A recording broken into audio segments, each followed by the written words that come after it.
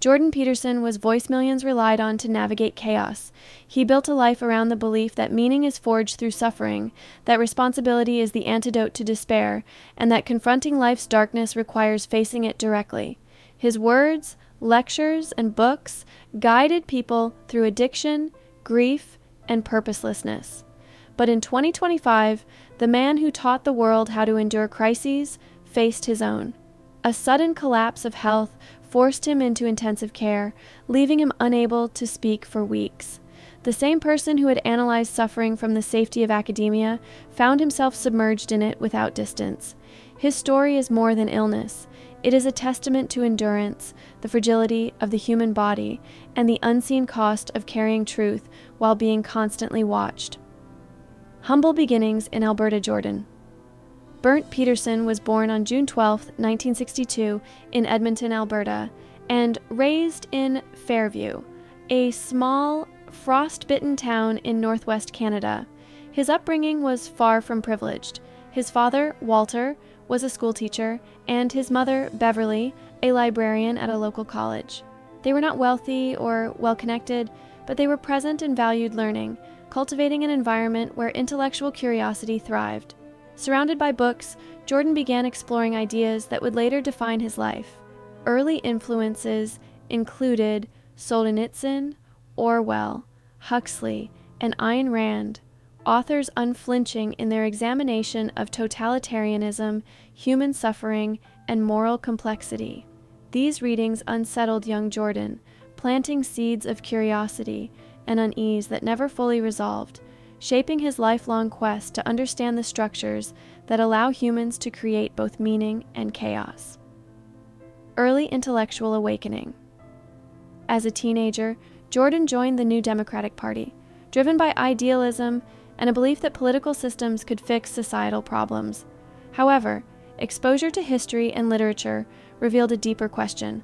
Why do humans repeat patterns of chaos and cruelty despite good intentions? This curiosity prompted him to leave partisan politics and pursue higher education. He enrolled at Grande Prairie Regional College before transferring to the University of Alberta, earning a degree in political science. Yet, political science only scratched the surface.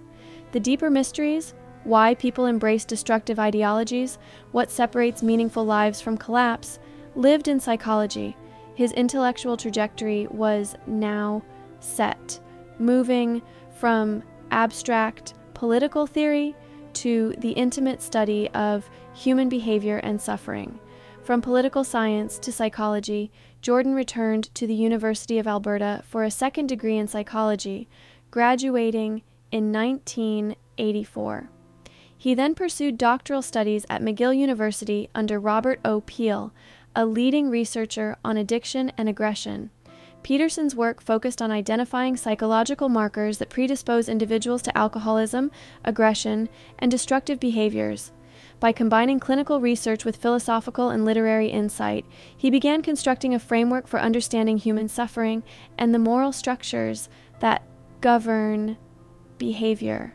By 1991, he had earned his doctorate in clinical psychology, equipping him to examine not just individual crises, but the mechanisms by which humans navigate meaning, morality, and chaos throughout life. Harvard and the formation of a scholar.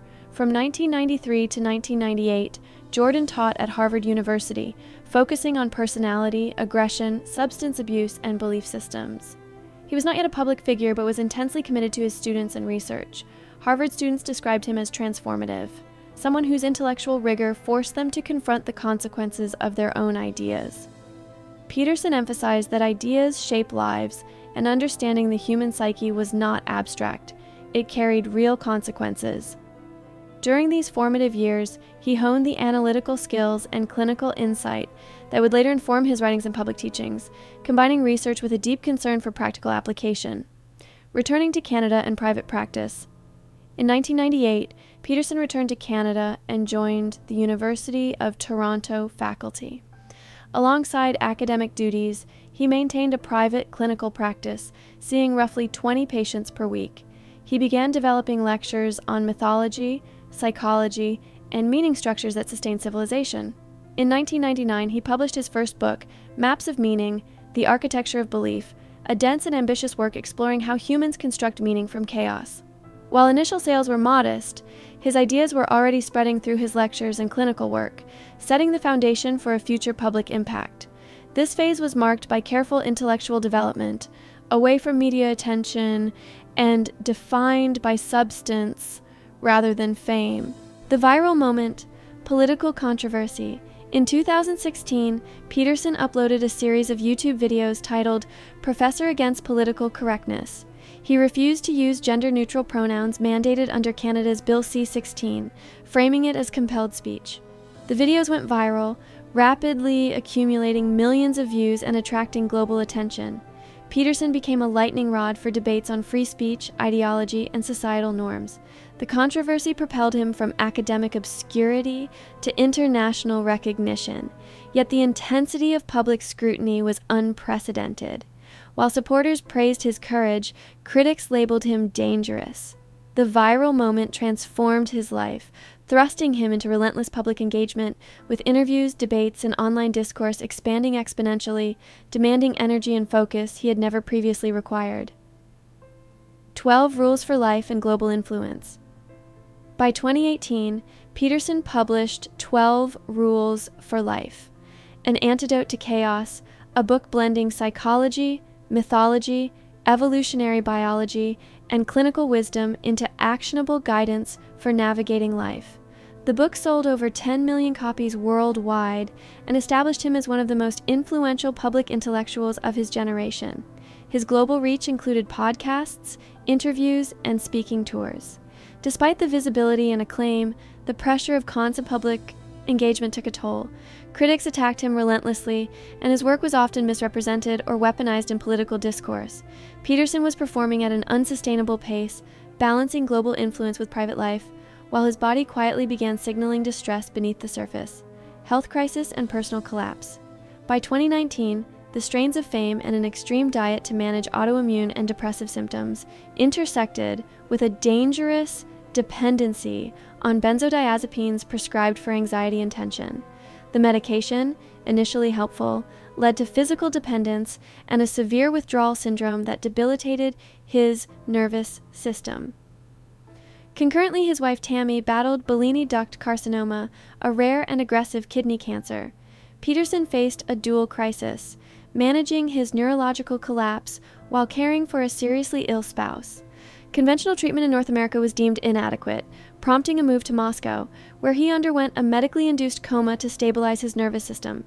This period was marked by near-total physical and cognitive collapse, silent suffering, and a world watching from afar. Conclusion: the human lessons of endurance. Jordan Peterson's journey from a frostbitten Alberta town to global prominence and through the depths of medical and personal crises embodies resilience, intellectual rigor, and human vulnerability. His life demonstrates the limits of philosophy in the face of corporeal reality, the necessity of support systems, and the paradox of teaching endurance while confronting personal frailty. Through illness, rehabilitation, and family struggle, Peterson remained committed to his principles, adapting them to circumstances that no theory could fully anticipate. His story reminds us that the cost of truth and influence is often invisible, measured not in fame or accolades, but in survival, perseverance, and the quiet courage to continue living despite overwhelming challenges.